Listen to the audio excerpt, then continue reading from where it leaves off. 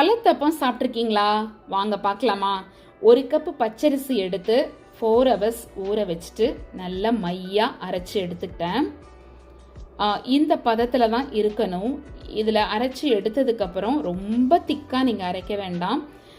கொஞ்சம் நம்ம தோசை மாவு பதத்தில் நீங்கள் அதை விட இன்னும் கொஞ்சம் லிக்யூடாக அரைச்சி எடுத்துட்டு ஒரு பாத்திரத்தில் வெல்லம் எடுத்துட்டு நீங்கள் ரொம்ப திக்காக பாகு காய்ச்ச வேண்டாம்.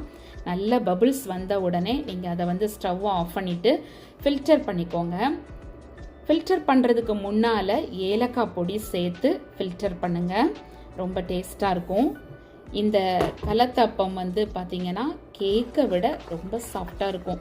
லைட்டாக கொஞ்சம் ஆறுனதுக்கப்புறம் இந்த அரைச்சி வச்சுருக்கிற மாவில் இந்த வெள்ளைப்பாகை ஊற்றிட்டு நல்லா மிக்ஸ் பண்ணிக்கோங்க. அதுக்கப்புறமா சூப்பராக கொஞ்சம் தேங்காய் அந்த ப்ரௌனாக இருக்கிற பார்ட்டெல்லாம் ரிமூவ் பண்ணிவிட்டு அழகாக நீங்கள் உங்களுக்கு பிடிச்ச எந்த ஷேப்பில் வேணுமோ அதில் நீங்கள் வெட்டி எடுத்துக்கோங்க. அதுக்கப்புறமா நெய்யை எடுத்துட்டு நான் குக்கரில் தான் பண்ணேன். ஏன்னா எனக்கு தெரியலை எவ்வளோ தூரம் அது பொங்கி வரும் அப்படின்றது ஒரு டவுட்டாக இருந்தது. அதனால் 5.5 லிட்டர் உள்ள குக்கர் எடுத்துகிட்டு நீங்கள் விசில் போட வேண்டாம், கேஸ்கட் வைக்க வேண்டாம், ஜஸ்ட்டு நீங்கள் மூடி வச்சா போதும். நான் அந்த கீயை ஊற்றிட்டு என்ன பண்ணேன் அப்படின்னா கோகோனட்டை லைட்டாக ஒரு ப்ரௌனிஷாக ஃப்ரை பண்ணிவிட்டு திரும்ப அந்த மாவை ஊற்றியாச்சு. மாவை ஊற்றினதுக்கப்புறம் ரொம்ப ப்ரௌனாக நீங்கள் ஃப்ரை பண்ண வேண்டாம், லைட்டாக ஃப்ரை பண்ணிவிட்டு நீங்கள் அந்த மாவை ஊற்றி மூடி வச்சுருங்க. மூடி வச்சதுக்கப்புறம் பார்த்தீங்கன்னா சூப்பரான ஒரு கலத்தப்பம் நமக்கு ரெடி. நல்ல கேக்கு பதத்தில்.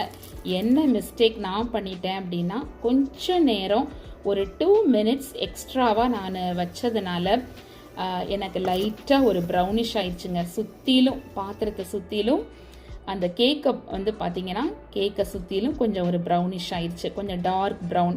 மற்றபடி உள்ள அழகாக வெந்து நல்ல சூப்பராக வந்திருந்தது, சாஃப்டாக இருந்துச்சு. உங்களுக்கு கண்டிப்பாக இது பிடிச்சிருக்கும்னு நான் நினைக்கிறேன்.